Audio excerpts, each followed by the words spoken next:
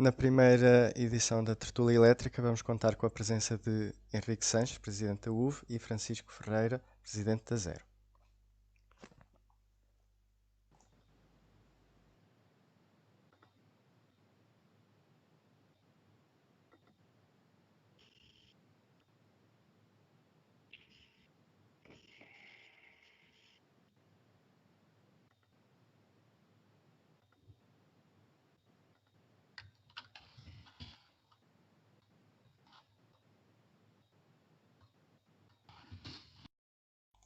Boa noite a ambos.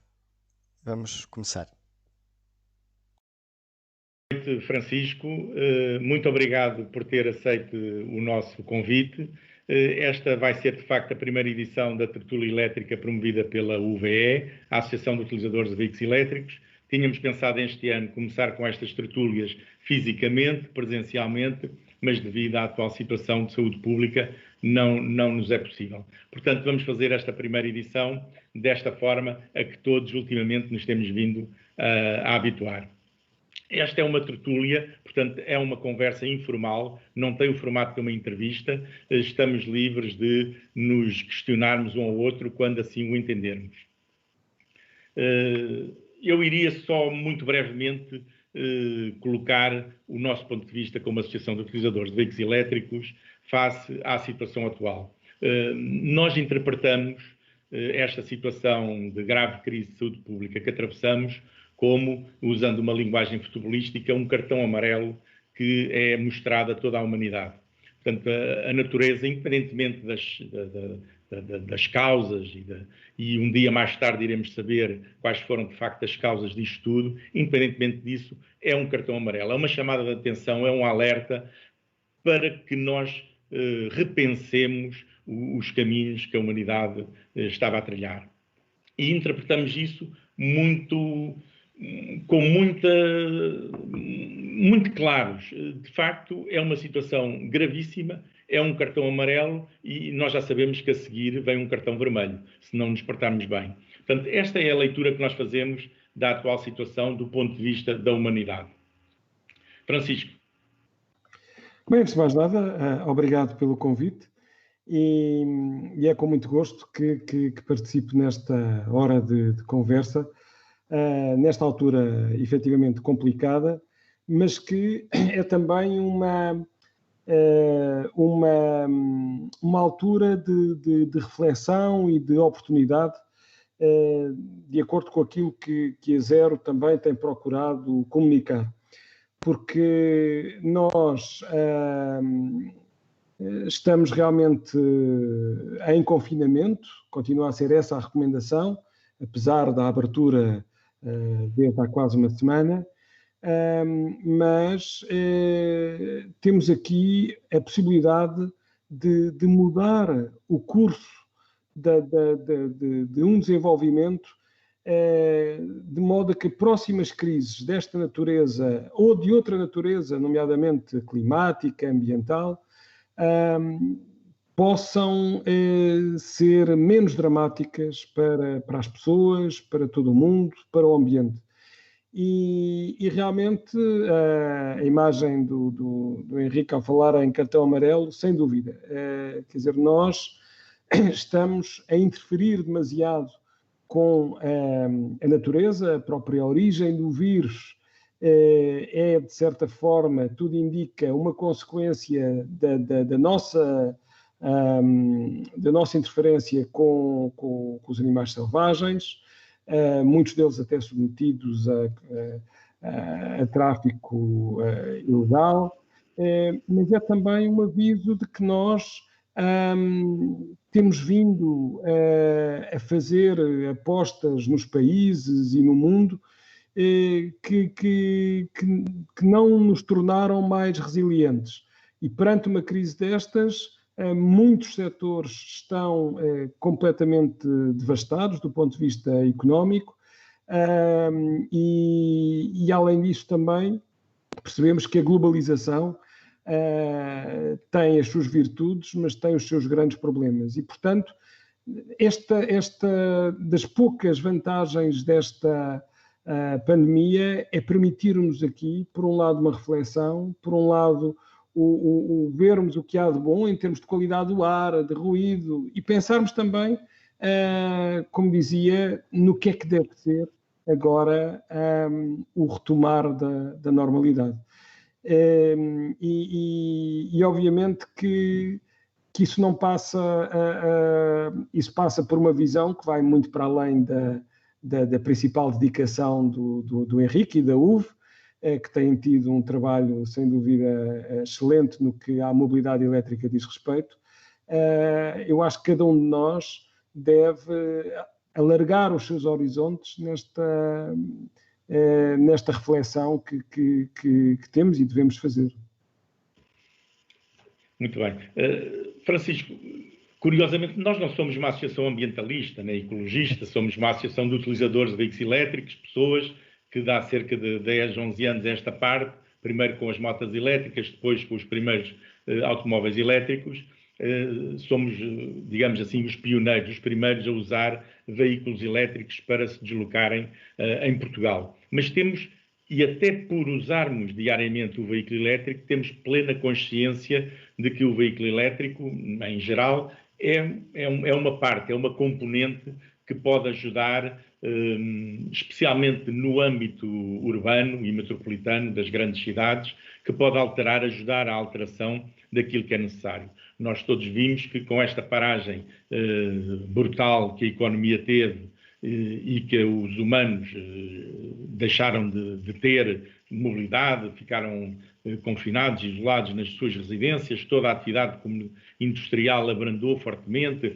Temos visto as imagens, toda a aviação comercial, praticamente os aviões estão todos no chão, os navios de cruzeiros não se movimentam, enfim, há um conjunto de atividades que pararam quase totalmente. E onde é que surge a mobilidade elétrica nisto tudo?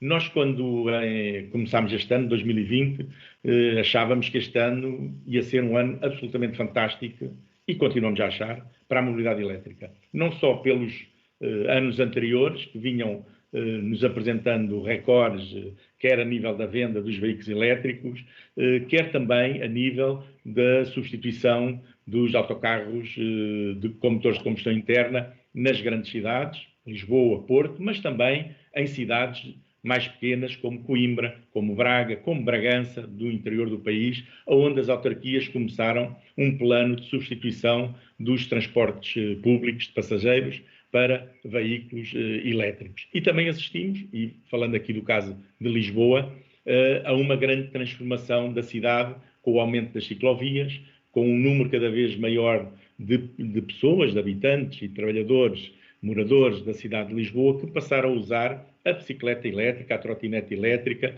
e a desfrutar melhor da cidade.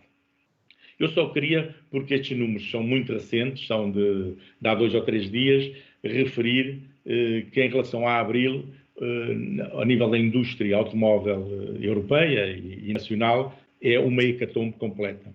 Registraram-se quedas superiores aos 80%, sendo que no Reino Unido a queda da venda de automóveis ligeiros, de passageiros e comerciais atingiu os 97%. Praticamente deixaram-se de vender viaturas. Vimos também imagens na televisão de milhares, dezenas de milhares de automóveis fabricados e que estão à espera que alguém os queira. Em Portugal, concretamente, a cota de mercado dos veículos elétricos, por força da queda abrupta dos veículos com motor de combustão interna, gasóleo e gasolina, deu um salto para os 14% dos veículos elétricos, quer os 100% elétricos, quer os híbridos plug-in, portanto, com possibilidade de carregamento. Portanto, é um número que mostra a resiliência do veículo elétrico. Nós já tínhamos reparado, quando esta situação de grave crise de saúde pública, que os utilizadores de veículos elétricos que tenham a possibilidade de carregar nas suas casas e necessitem do veículo para se deslocar, que o puderam fazer com toda a segurança e com toda a tranquilidade. Essa é uma vantagem que o veículo elétrico tem, é que quem tenha essa possibilidade, pois carregam em sua casa, não tem que ir a uma estação pública fazer o carregamento do mesmo. E, por outro lado, temos visto muitas pessoas a adotarem o veículo individual no sentido da mobilidade suave. A tal trotinete elétrica, a bicicleta elétrica, o próprio andar a pé, porque todos nós nos apercebemos na prática daquilo que nós, enquanto associação, sempre dissemos desde o início, é que o veículo elétrico, de facto, vai tornar as cidades muito mais amigas dos habitantes, dos moradores, dos trabalhadores. Não que todos os problemas fiquem resolvidos, que não fica, nós estamos conscientes que se substituíssemos o parque todo de veículos numa cidade por veículos elétricos, mantínhamos um conjunto de problemas com o tráfego, com a mobilidade, e isso não seria resolvido. Portanto, a nossa parte é mostrar que o veículo elétrico é bastante mais eficiente, bastante mais económico e bastante mais amigo do ambiente, mais ecológico, e, portanto, o objetivo é mudarmos para os veículos elétricos, quer a nível particular, quer a nível público, quer a nível de transporte coletivo, quer a nível de transporte individual. Já agora só uma referência aos números que neste momento estão em vigor a nível dos incentivos por parte do Estado e que são, quanto a nós, insuficientes para os particulares. Neste momento, o incentivo à aquisição de um veículo elétrico para um particular é de 3.000 euros, para uma empresa é de 2.000 euros, mas as empresas têm a isenção na tributação autónoma em sede de IRC e também têm a possibilidade de dedução do IVA. Os particulares ainda têm a possibilidade de receber um incentivo de 350 euros para a aquisição de um motociclo, ciclomotor, de uma bicicleta elétrica, de uma cargo bike elétrica, por parte do Estado. Portanto, existe um conjunto de incentivos, mas todos os anos os incentivos para os particulares têm-se esgotado o plafond. E nós defendemos que esse plafond, especialmente nesta situação atual, deve ser ilimitado para os particulares. Deve-se manter à mesma um plafond para as empresas, porque elas têm, como eu já referi, um conjunto de outros benefícios, mas a nível dos particulares, que não deve haver um teto e, portanto, esses incentivos devem estar disponíveis enquanto haja procura pela aquisição desses veículos elétricos. E, portanto, esta é o panorama neste momento em relação... Nós somos o 4º país a nível da União Europeia em termos de cota de mercado dos veículos elétricos, contabilizando aí também os híbridos plug-in. Somos o 7º país a nível mundial, portanto, estamos relativamente bem colocados. A nossa rede de carregamento pública tem aumentado muito significativamente, especialmente no final do ano, no último semestre de 2019 e agora em 2020, e temos assistido, mesmo estando confinados às nossas casas, temos assistido praticamente todas as semanas a serem diversos postos de carregamento a serem instalados, seja em estações de serviço, seja na via pública, seja a nível de empresas com frotas que estão também a criar as suas próprias redes de carregamento. Portanto, chegamos aqui animados que seria um ano muito bom para a mobilidade elétrica e não temos dúvidas que, eventualmente, até poderá vir a ser melhor do que pensávamos em janeiro. Eu talvez possa, em primeiro lugar, dizer que nós próprios, na Zero, fizemos um comunicado ainda há relativamente pouco tempo, já há algum tempo, a meio do ano passado, precisamente a dizer que era fundamental deixar de haver as cotas que estão impostas aos veículos elétricos, principalmente dos particulares. Aliás, porque se pensarmos, decorreram apenas 4 meses e se formos ao sítio do Fundo Ambiental, temos que das 700 candidaturas possíveis, já 423 foram aceitas.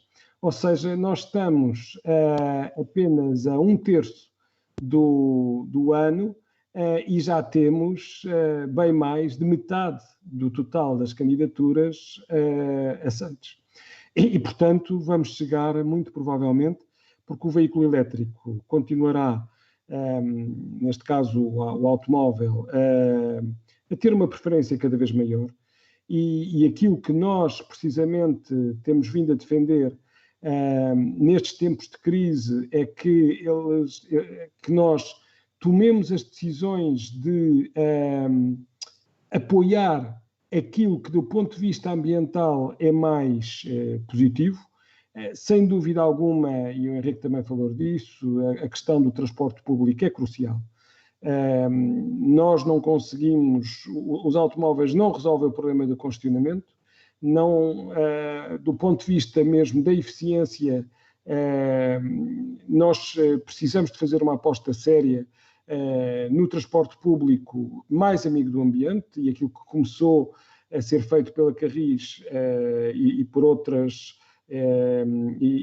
serviços de transportes públicos tem de ser muito ampliado. Ainda tivemos muita aquisição de autocarros a gás, nós precisamos realmente de garantir que ele passa pelos 100% elétricos.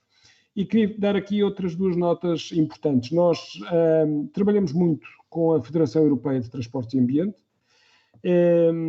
Divulgámos há poucas semanas um estudo que achamos que foi o estudo mais completo que até agora se fez, de análise de ciclo de vida de uma comparação entre o veículo elétrico, o veículo a gasóleo e o veículo a gasolina, e em que se mostra, portanto, com todas as componentes, e algumas delas muito problemáticas, como seja a mineração do lítio, como seja o que fazer às baterias e a componente de reciclagem, portanto, com todas as componentes devidamente ponderadas, o veículo elétrico sai muito vencedor, na ordem dos 68%, em comparação, por exemplo, com o veículo a gasolina, e no caso de Portugal, porque as contas foram feitas, inclusive, para o tipo de eletricidade, a percentagem de renováveis que nós temos. E aqui deixava duas notas, por agora, é que uma das frotas que nós achamos absolutamente indispensável que venha a ter apenas veículos elétricos são as frotas de TVDEs, que nós conhecemos melhor como sendo a Uber, mas não é apenas a Uber, é a Uber, a Captain, a Bolt, portanto, um conjunto de ofertas de veículos para este tipo de transporte.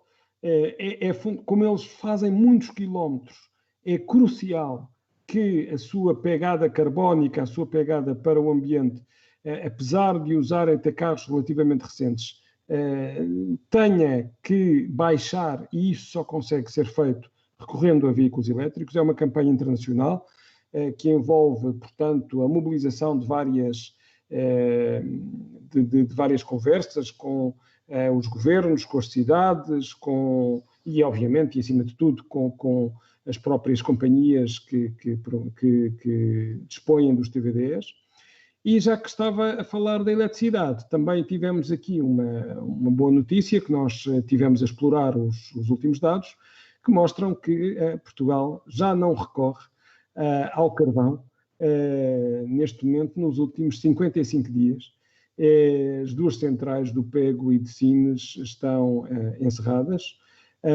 Porquê? Porque nós temos renováveis suficientes, o gás natural está mais competitivo, nomeadamente porque os custos das emissões de dióxido de carbono são muito elevados no caso do carvão, e, portanto, há aqui todas as oportunidades para investirmos ainda mais na eletricidade, como sendo a energia final preferencial em vez do gasóleo e da gasolina, e isso quer no transporte privado, quer no transporte público. Claro, aí estamos completamente de acordo, e eu diria mais que além dos TVDEs, as próprias redes de táxi também deveriam ser eletrificadas. Sem dúvida alguma, sem dúvida alguma. Só que aí é um setor mais difícil. Mais complicado. É um setor mais complicado, mas que nós também achamos que deve ter essa transição. Pode talvez não ser tão rápida, para darmos mais alguma flexibilidade, mas também tem, integralmente de acordo, também tem que ser feita tão rapidamente quanto possível.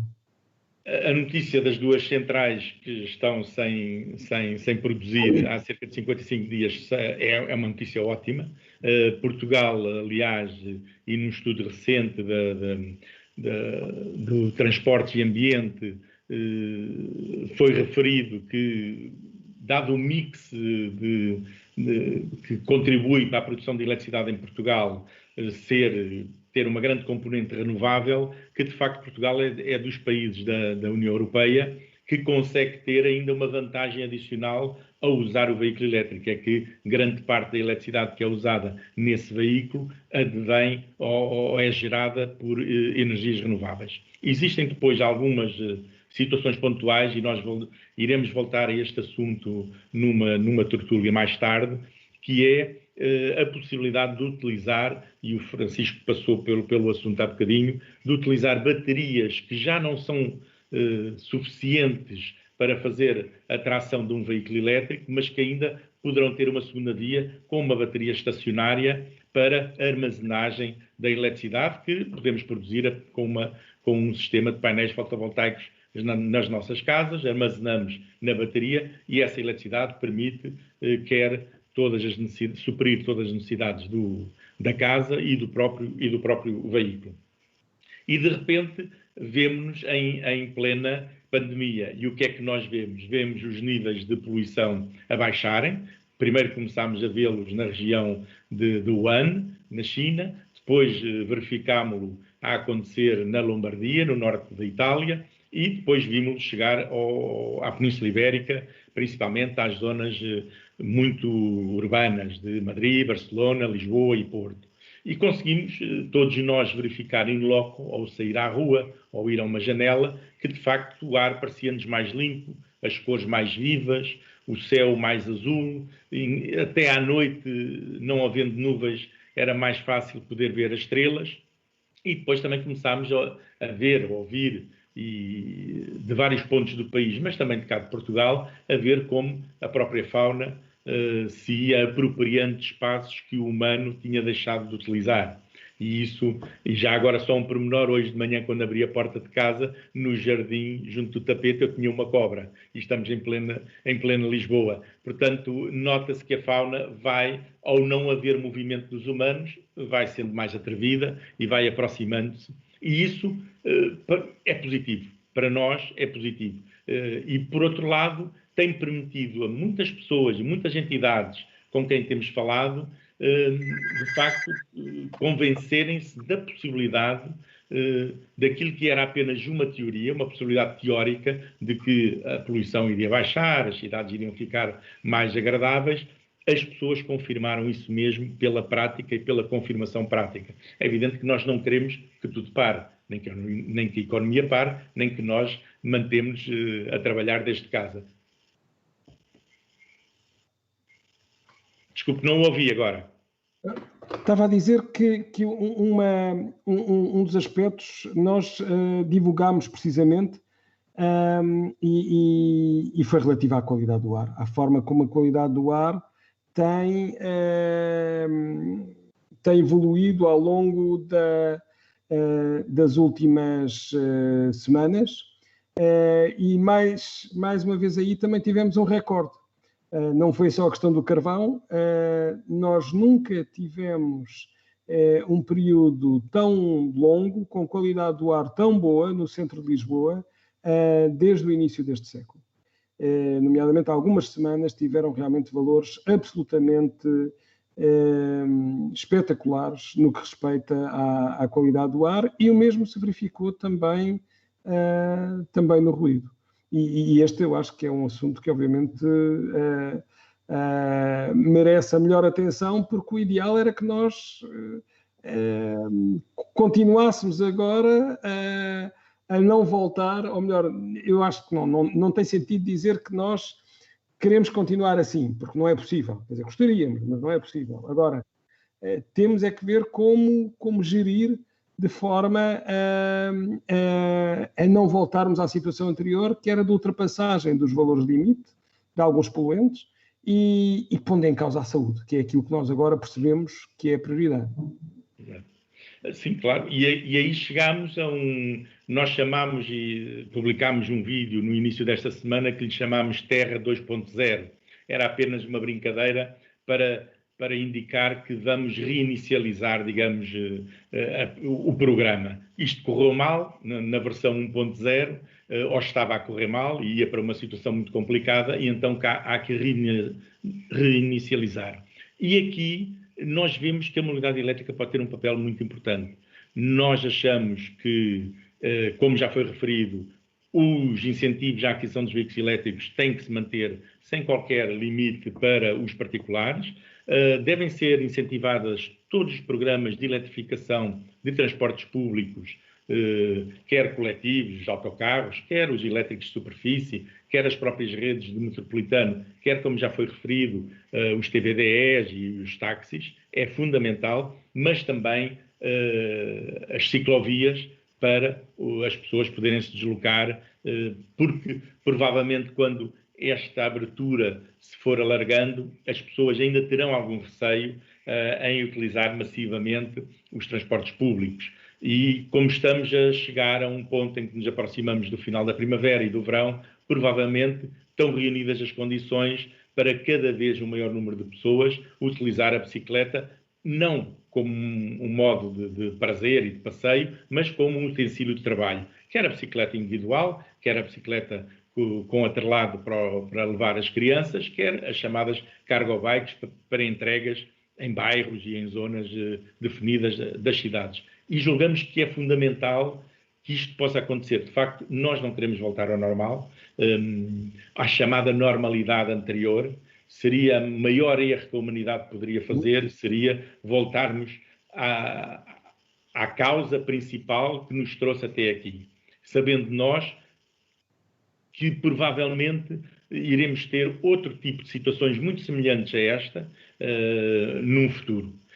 Não é possível. Também nos permitiu esta crise grande perceber aquilo que era fundamental para nós, para cada um de nós, e aquilo que era supérfluo, aquilo que era fútil, que não nos interessa. Valorizamos todos muito mais profissões como o médico, o enfermeiro, sei lá, o motorista, o trabalhador ou a trabalhadora da caixa de um supermercado, as forças de segurança, enfim, toda aquela componente dos serviços de limpeza que eram fundamentais e cruciais para que não caíssemos numa anarquia, numa situação muito complicada. Portanto, tudo em termos de situação de saúde pública ou em termos de alimentação ficou garantido para a generalidade das pessoas. É evidente que também quando dizem que estamos todos no mesmo barco, nós sabemos que não estamos todos no mesmo barco. Ou por outra, o barco tem vários andares, como o Titanic já tinha, várias classes, chamemos assim, dentro do próprio barco. É evidente que há pessoas que podem atravessar este período de uma forma mais cómoda e outras de uma forma bastante mais dura. Mas é justamente o facto de podermos confirmar que é possível, que cada um de nós pode fazer algo, e que esse algo, no nosso caso, como Associação de Utilizadores de Veículos Elétricos, passa pela utilização de um veículo elétrico, mas também passa pela consumir menos, consumir de uma forma mais racional. Nós todos vimos que, de repente, não necessitámos de ir encher centros comerciais a comprar coisas que provavelmente não eram essenciais nem fundamentais para a nossa vida. É evidente que isto, como o Francisco referiu, é uma situação que não se pode prolongar e não é esta a situação que nós queremos. Mas este momento de reflexão que cada um de nós pode fazer pode nos levar a dizer porque é que eu terei que ir comprar isto ou ir comprar aquilo ou usar, sei lá, algo que não é fundamental, que não é essencial. Nós vimos que, usando aquilo que é essencial, todos nós, é evidente que não fomos jantar fora, ou não fomos almoçar fora, ou não fomos à praia, ou não fomos passear para o campo, mas é possível. O que é fundamental é nós percebermos aquilo que é essencial para o ser humano, aquilo que nós precisamos, de facto, para vivermos, e é evidente que depois temos que ter todo um conjunto de situações acessórias em que necessitamos, que envolve a cultura, envolve o desporto, envolve o lazer. Mas aquilo que era fundamental, nós podemos ver a grande diferença. Eu tenho falado com muitos amigos que dizem que nos últimos 2 meses sobrou-lhes mais dinheiro ao fim do mês, porque de facto não gastaram tanto, digamos assim. Portanto, esta é uma altura de facto de reflexão, mas não podemos contemporizar, por exemplo, com situações como nós já vimos na União Europeia, através do lobby da indústria automóvel, a tentar que as leis que entraram em vigor em janeiro deste ano e que vão ter reflexos a partir de janeiro de 21 com as multas sobre as emissões, pudessem ser suavizadas. Nós queremos, como UVE, que não é esse o caminho. Antes, pelo contrário, qualquer ajuda que seja dada à indústria automóvel a nível europeu, que é o que estamos a falar, mas isto seria a nível mundial, deve ter sempre como uma garantia de que os fabricantes têm que se comprometer a acelerar os processos de eletrificação das suas gamas e têm que encurtar os passos os temporais de produzirem os veículos elétricos e pô-los no mercado. Portanto, bem, não é... Temos aqui mais um ponto de acordo completo e de consonância, porque também aqui a Zero tem, à escala europeia e à escala nacional, procurado passar precisamente essa mensagem. Ou seja, nós temos determinadas indústrias ou setores muito poluentes que, e aqui estou a falar, por exemplo, da aviação. A aviação não paga impostos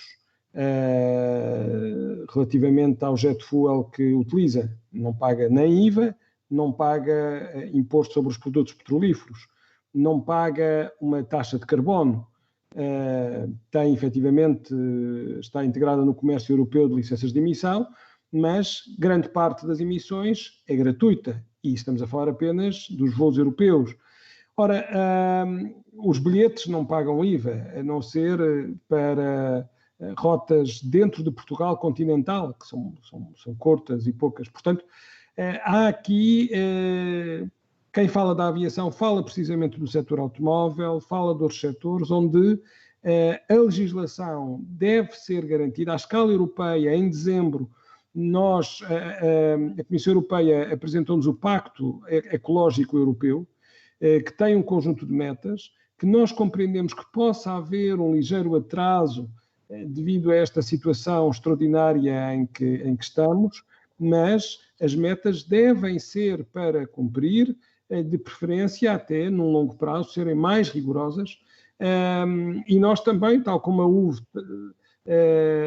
colocou um conjunto de questões relativamente à retoma agora para os próximos meses, nós também fizemos um documento, chama-se O Nosso Novo Futuro Comum, pode ser consultado na página da Zero, e é uma reflexão extensa, mas pensamos nós muito assertiva, porque área a área diz precisamente o que é que tem falhado e o que é que agora pode ser o caminho a seguir, e portanto, há realmente aqui que fazer esta inflexão, porque nós, neste momento, estamos com uma emergência de saúde pública. Há outras emergências, como o facto de morrerem 7 milhões de pessoas em todo o mundo por ano devido à qualidade do ar, à má qualidade do ar. Em Portugal são 6 mil. Portanto, é um número até agora bem maior do que as mortes associadas à Covid-19, mas que nós não fazemos as contas. Nós não dizemos todos os dias quantas pessoas é que estão a ter um ataque de asma fatal, uma doença, uma pneumonia, uma doença respiratória, e essa é a grande diferença, é que nesta emergência nós somos sensíveis aos números, mas noutras emergências, ou porque são estendidas no tempo, não é? Ou porque nós não temos os dados no dia-a-dia e não temos esse alerta no dia-a-dia, nós não as enfrentamos da mesma forma como estamos a tomar medidas para conter a Covid-19. E, portanto, precisamos aqui de ampliar o nosso foco, o nosso olhar para todas estas questões que, em alguns casos, serão até relativamente simples, ou nós já sabemos quais são as soluções, já sabemos qual é a vacina para melhorar a qualidade do ar numa cidade, mas temos decisões muito complicadas, por exemplo, em relação às alterações climáticas, onde o tempo de resposta do clima não é 1 ano ou 2, são 20 anos. E, portanto, quando nós sentimos cada vez mais prejuízos de tempestades, da subida do nível do mar, de secas, para depois retrocedermos, será sempre muito mais complicado do que, se calhar, o tempo, esperamos nós, para ultrapassar a corrente, a atual pandemia. Uma outra área que nos parece também que era importante fazermos o máximo possível de pressão sobre os poderes públicos e os dirigentes é a questão do transporte aéreo. Nós, seguramente, a aviação comercial não vai voltar a ser o que era. Nós já vimos a desgraça que vai por todo o mundo, em termos económicos, e, portanto, estes milhares e milhares de aviões não voltarão todos, pelo menos, para os nossos ares. Porque muitas das empresas vão falir, pura e simplesmente, e não vão estar cá num futuro próximo, mas também porque agora que podemos pensar e que podemos todos trabalhar e fazer uma série de reuniões e de conferências. Nós ainda hoje vimos o nosso Ministro das Finanças, por exemplo, numa conferência, não foi preciso ir fisicamente para Bruxelas para fazer a reunião. E, portanto, apercebemos que há um conjunto de viagens que eram supérfluas. Será aceitável termos uma ponte aérea entre Lisboa e o Porto, que são 300 km, a usar aviões? Quando podíamos ter uma ferrovia em condições, e isso é válido também para Lisboa-Madrid, para Madrid-Barcelona, e, enfim, e para ligações à Europa. Nós achamos que, e aí é uma decisão política muito difícil dos dirigentes, mas que a nós, como associação, cabe-nos fazer essa pressão, o futuro do transporte aéreo comercial deveria ficar reservado apenas a viagens intercontinentais.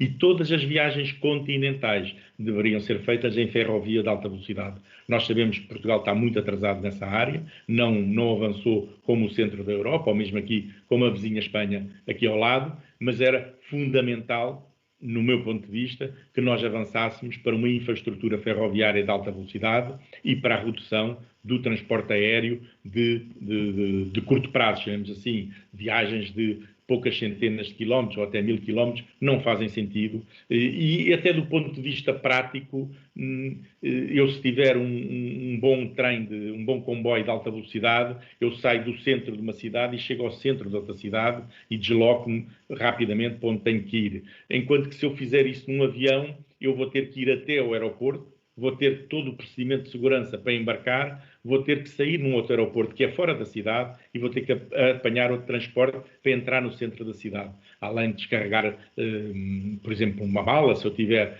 Portanto, acaba por, nem sequer em termos de tempo, ser muito mais prejudicial a utilização da ferrovia de alta velocidade. E isso, para nós, é fundamental. Então, pelo menos muitos destes trajetos, aliás, necessariamente a alta velocidade é elétrica, não consegue ser, não é gasóleo, e, portanto, mais uma vez, a comparação é absolutamente brutal, porque se eu tiver energias renováveis a suportar o sistema elétrico, eu tenho aqui uma mais-valia enorme por comparação com o uso do combustível fóssil que é feito pelo avião, e que realmente tem um prejuízo muito grande. E vale a pena ver o que é que, por exemplo, as companhias, o governo francês, o governo austríaco e também já outros governos estão a decidir em relação às contrapartidas a dar às companhias aéreas. Agora, na saída da crise, muitas das companhias irão ter apoios, mas deverão evitar, e em alguns casos até deverão financiar, a curta distância ferroviária. Ou seja, vamos ter uma transferência de verbas do transporte aéreo para o transporte ferroviário, que é absolutamente fundamental, porque é um setor que, em termos de emissões, é o que mais cresce. E, portanto, dentro dos diferentes tipos de transporte, a aviação é o que mais cresce. E nós temos realmente aqui um papel crucial na reconstrução do setor, que tem que ser mais sustentável. E já agora, Henrique, só para focar outro aspecto também, é que nós deveríamos aprender mais com a natureza. E a natureza diz-nos que nós somos mais resilientes quando temos uma maior biodiversidade no ecossistema. Porque se retirarmos um elemento ou se houver uma componente desse ecossistema que fique desequilibrada, o resto do sistema consegue compensar e retomar mais rapidamente o seu equilíbrio. E esta visão da natureza é crucial também para a economia. Quando nós temos algumas regiões do país completamente dependentes de um determinado produto ou de um determinado setor, quando esse setor fica ameaçado, o turismo, a agricultura com base em 2 ou 3 produtos para exportação, portanto, quando nós temos realmente este regime muito segmentado, as consequências são, obviamente, muito maiores do que se tivéssemos uma economia mais diversificada, mais local, menos dependente do transporte, por exemplo, e obviamente, muito mais amiga do ambiente nessa situação. Ok.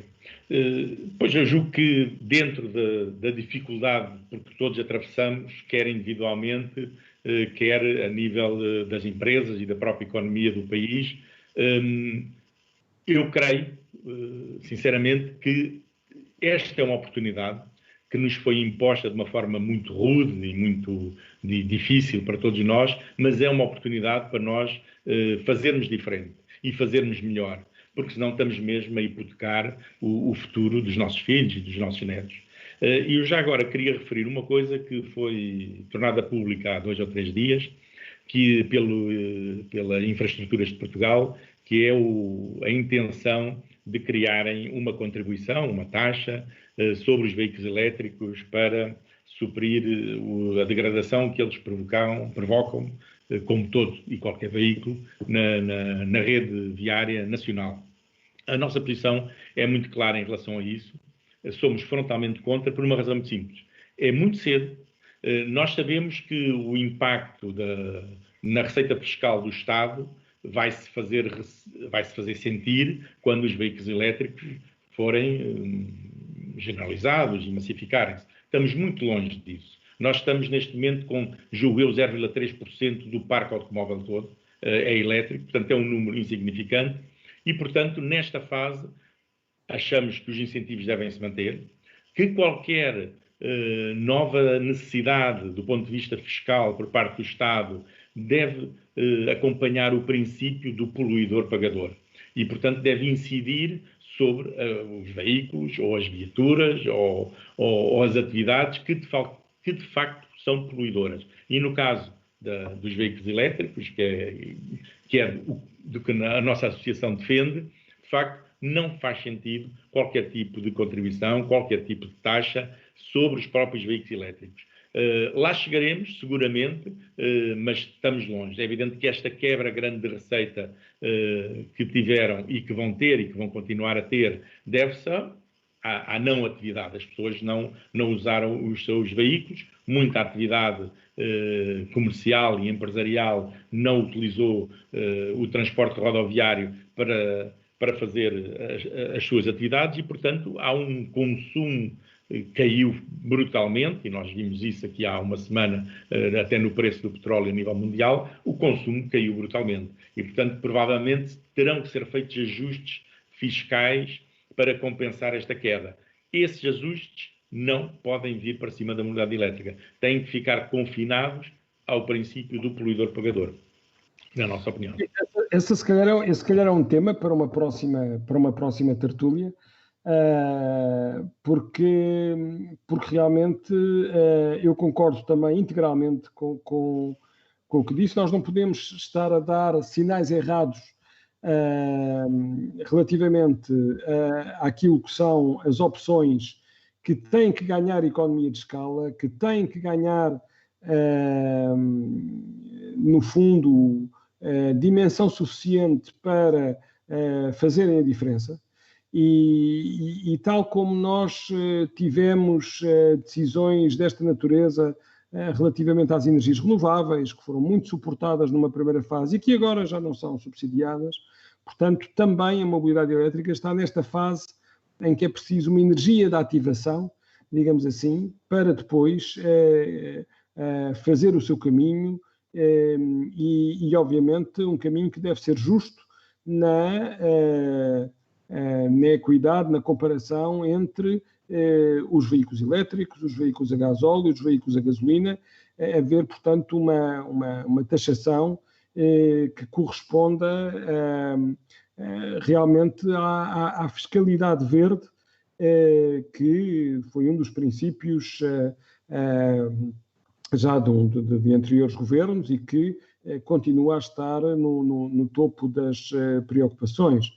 E uma das questões que realmente aqui é crucial é precisamente eu ter em atenção em todos estes setores que nós estamos aqui a discutir, quais devem ser, quais são aqueles que devem ter um caminho mais diferente do passado. Eu tenho que garantir e assegurar o emprego. O emprego aqui é fundamental e o emprego não significa necessariamente que eu continue a ter o mesmo tipo de emprego, mas que eu saiba criar as oportunidades, e a União Europeia tem mostrado precisamente isso, com inúmeros estudos, com inúmeros exemplos, que a transição, por exemplo, das centrais térmicas a carvão para o uso dos painéis solares que merecem, que têm que ser instalados, que têm que ser postos a funcionar, mantidos, e tudo isso, e que nós estamos longíssimo do que é possível para um país como Portugal, que é o país da Europa que tem maior número de horas de sol, mas que ainda tem muito poucos telhados cobertos, quer para a energia solar para aquecimento de água, água quente solar, quer para a produção de eletricidade. Portanto, todos estes setores eu tenho que ver o turismo, a aviação, a agricultura, a monocultura da agricultura, tudo isto tem que ser efetivamente avaliado do ponto de vista social, para além do ponto de vista económico, para garantir, como disse, uma maior resiliência, uma maior estabilidade e uma redução da pegada ecológica que nós temos no nosso dia-a-dia e que em grande parte já sabemos a receita, só que depois falta a vontade política para cozinhar, não é? Exato. Pois, e essa produção de energia, se for feita localmente, também poupa muito a pegada, porque ela é produzida no local onde é consumida e não como hoje acontece. Pronto, eu julgo que estamos a aproximar-nos do nosso final e eu gostaria de saber se temos algumas perguntas que entretanto nos fizeram. Vamos então às perguntas para...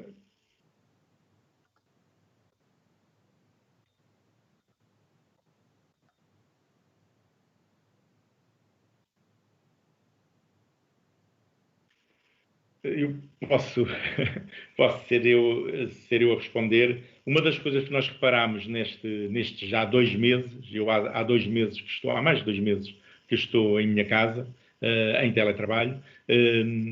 O que eu tenho confirmado é que todas as semanas são inaugurados novos postos de carregamento. Quer postos de carregamento rápido, a rede pública de carregamento, quer postos de carregamento normal. Há alguns frutos do último concurso que implicava a instalação de 202 pontos de carregamento em todos os concelhos, cobrindo todos os concelhos do país, como também de redes privadas, e demos a notícia de uma rede da Porsche que começou a ser instalada em Portugal, quer de outras redes privadas que as próprias frotas das empresas necessitam. É como algumas pessoas não percebem quando, por exemplo, uma Câmara Municipal, como Lisboa, como o Porto, instala 100 carregadores em parques municipais que não estão de acesso ao público. Mas nós percebemos, como Associação de Utilizadores de Veículos Elétricos, que esse é um caminho. É que uma frota de centenas de veículos elétricos, como Lisboa ou Porto já têm, a nível da autarquia, se fossem à rede pública carregar, seria um peso muito grande à rede pública. E, portanto, faz todo o sentido que as empresas, sejam empresas privadas, sejam as autarquias, tenham as suas próprias redes. Nós acompanhámos de perto, por exemplo, a instalação da rede do Montepio Geral. O Montepio Geral tomou a decisão de substituir toda a sua frota. Estamos a falar de 760 viaturas, 600 vão passar a 100% elétricas e 160 serão híbridos plug-in, e desses 600 já receberam 140. Nós acompanhámos essa situação a pedido do próprio Montepio, ajudámos a dar alguma formação pela nossa experiência aos próprios funcionários que iam passar a utilizar o veículo elétrico, acompanhámos e assistimos à instalação de carregadores rápidos e de carregadores normais nas várias dependências do Montepio e, portanto, este é o exemplo. Quem diz o Montepio, podemos dizer a Delta Cafés, podemos dizer o CTT, podemos dizer as Águas de Portugal. Portanto, há um conjunto de empresas privadas, públicas ou mesmo a nível das autarquias que estão a adquirir frotas já na ordem de muitas dezenas ou mesmo centenas de veículos e que é fundamental que garantam o carregamento dessa mesma frota fora da rede pública de carregamento. Portanto, eu espero que no pós-Covid vamos encontrar um país com uma rede pública de carregamento já muito, muito aceitável. Henrique, só aqui acrescentar que, aliás, é uma das preocupações que surgiu nos comentários, é que realmente nós precisamos de expandir a rede de uma forma muitíssimo maior do que aquela que nós temos, nomeadamente para as zonas rurais, portanto para fora das cidades, e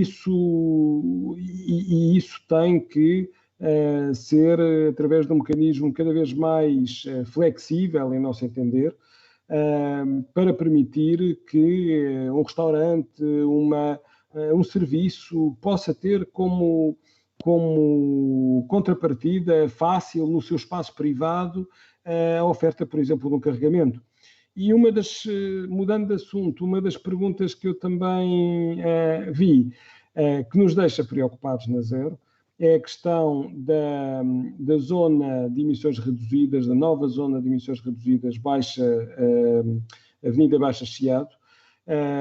Nós já tivemos a oportunidade de falar com a Câmara de Lisboa, como nem era preciso para percebermos que vai sofrer atrasos, mas para nós é indispensável que o projeto avance, mesmo que seja de uma forma mais faseada, e que não haja medo, pelo contrário, das eleições que vamos ter no próximo ano, e que a Câmara sim seja muito penalizada se não aproveitar esta oportunidade para manter a qualidade do ar que nós estamos a ter. Como digo, manter será difícil, mas pelo menos garantir que vai ser feito o maior esforço, e isso sem dúvida será uma virtude que os lisboetas apoiarão, para garantir um menor ruído, uma melhor qualidade do ar, um melhor usufruto do espaço público, e quem fala do centro de Lisboa fala também de outras cidades que poderiam ter este tipo de iniciativas.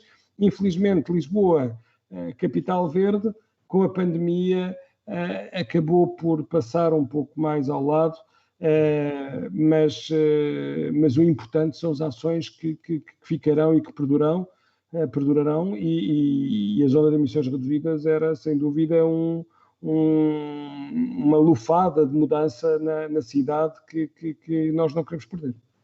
Completamente de acordo, e julgo que as pessoas, agora que já provaram, já constataram na prática a melhoria da qualidade do ar, a fluidez do trânsito automóvel, não vão o ruído, que muitas vezes não se fala, mas que, porque já estamos habituados a ele, é muito prejudicial à nossa saúde, as pessoas não iriam perdoar os nossos dirigentes, os nossos líderes, os nossos políticos, se não aproveitássemos esta oportunidade que nos surgiu de uma forma enviesada, chamemos assim, para darmos passos para que algo que é conjuntural neste momento se venha a transformar pouco a pouco em algo que seja estrutural, em algo que venha para ficar e que alteremos radicalmente a sociedade baseada nos combustíveis fósseis para uma sociedade baseada nas energias renováveis em todas as suas formas. Nós já falámos aqui do fotovoltaico, podemos falar da eólica, da hídrica, mas há outras, como nos Açores a geotérmica, ou a das ondas e a das marés.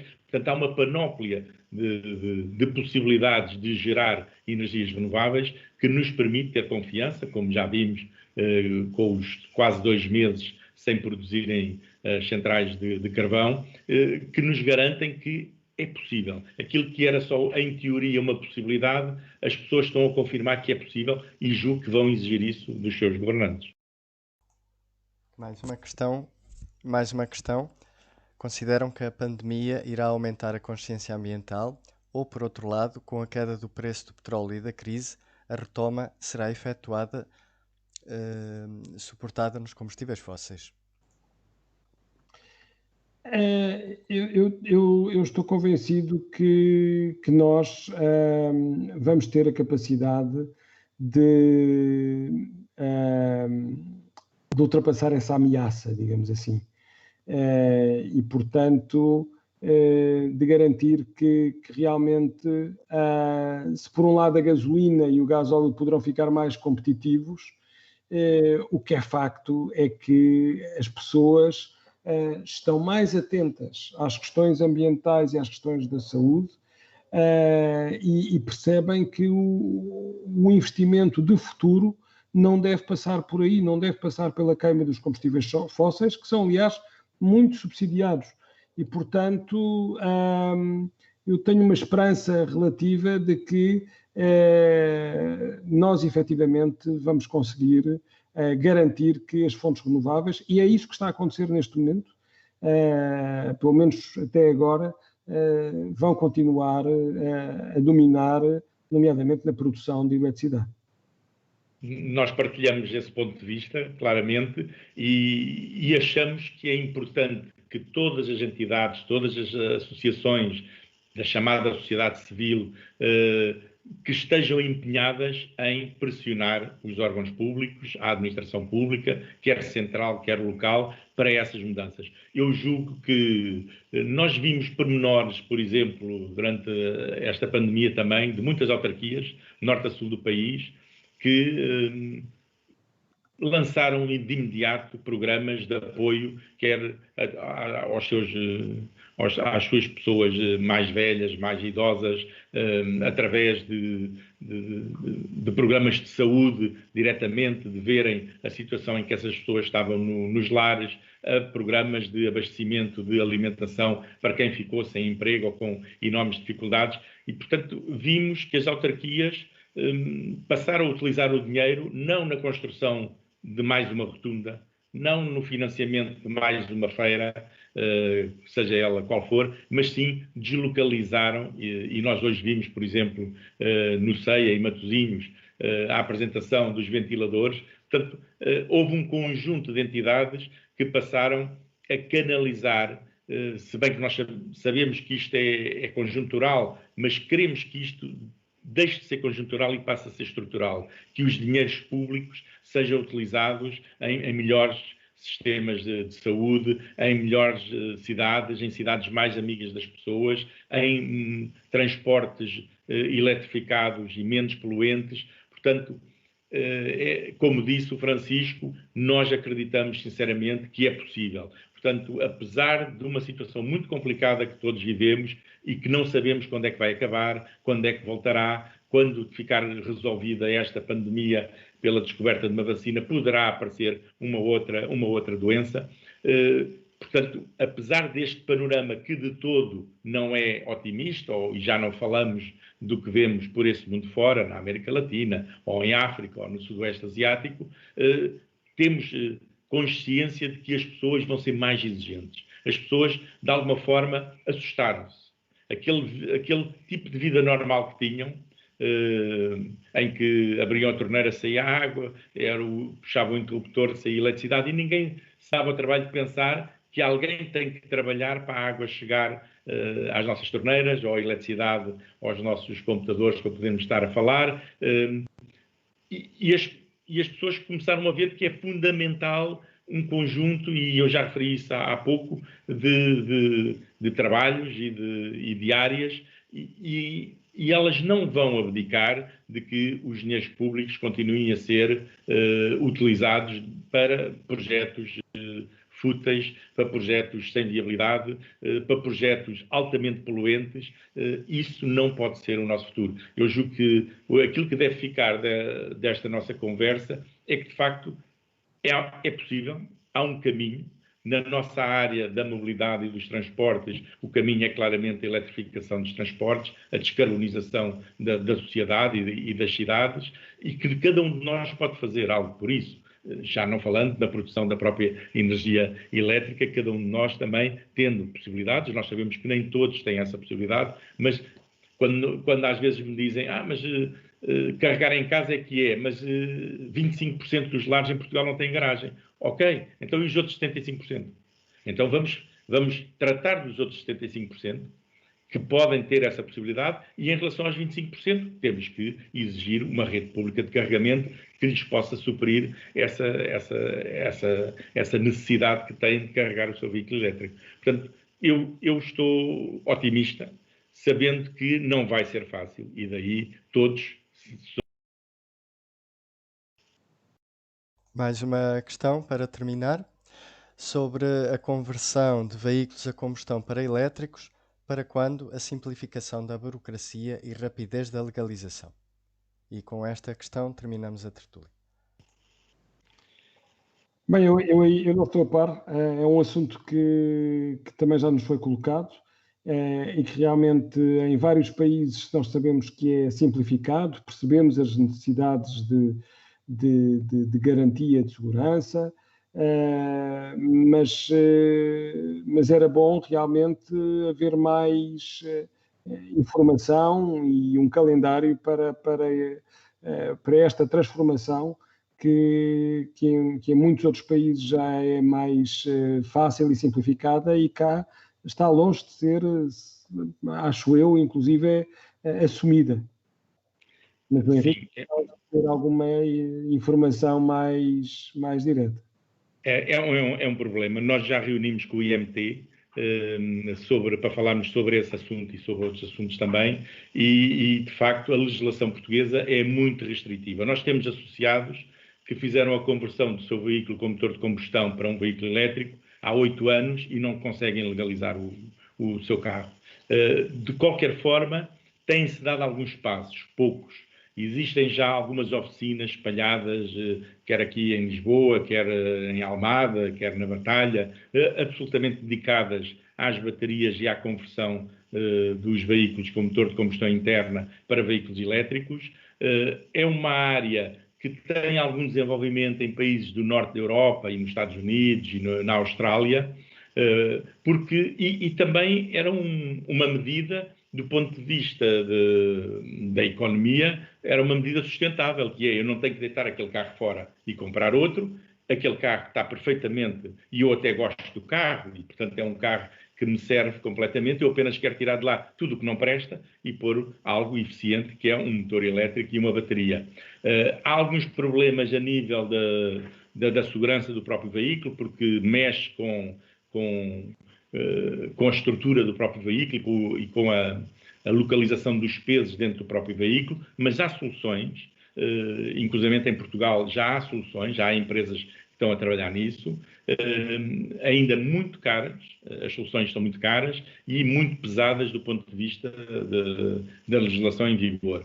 Mas esse é mais um tema onde nós estamos em cima e temos, quer junto do IMT, quer junto também da tutela da mobilidade elétrica, temos feito pressão para que se consigam dar passos positivos também nesta área. Seria muito importante. E se olharmos, por exemplo, no caso de Lisboa para os tuk-tuks, nós vimos como praticamente a totalidade dos tuk-tuks, que eram altamente poluidores, não só poluição atmosférica, mas poluição, ruído, poluição sonora, a maior parte deles, ainda não a totalidade, mas a grande maioria deles, já são elétricos e, portanto, essa transformação é possível.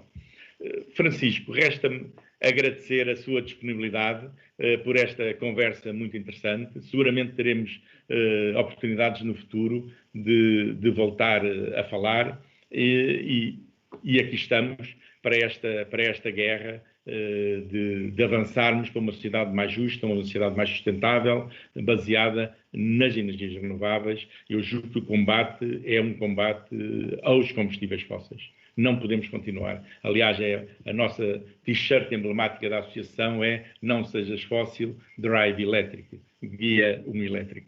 Muito obrigado, Francisco. Que terminou muito bem, portanto, não preciso de ser eu a acrescentar mais nada, exceto o próprio nome da minha associação, não é? Que é zero emissões, de zero poluição. E foi com muito gosto que conversámos durante esta hora. E há realmente aqui, como penso que foi claro, muitos pontos de sintonia. E realmente é fundamental que nós, no dia a dia, nas nossas decisões e o poder político, tenham esta visão de abertura, de transparência, de discussão e, acima de tudo, de salvaguarda do planeta e da saúde das pessoas. Esse é, penso eu, o objetivo comum a todos. E nós, volto a dizer, nós sabemos qual é a receita. É preciso agora é implementá-lo. Ok.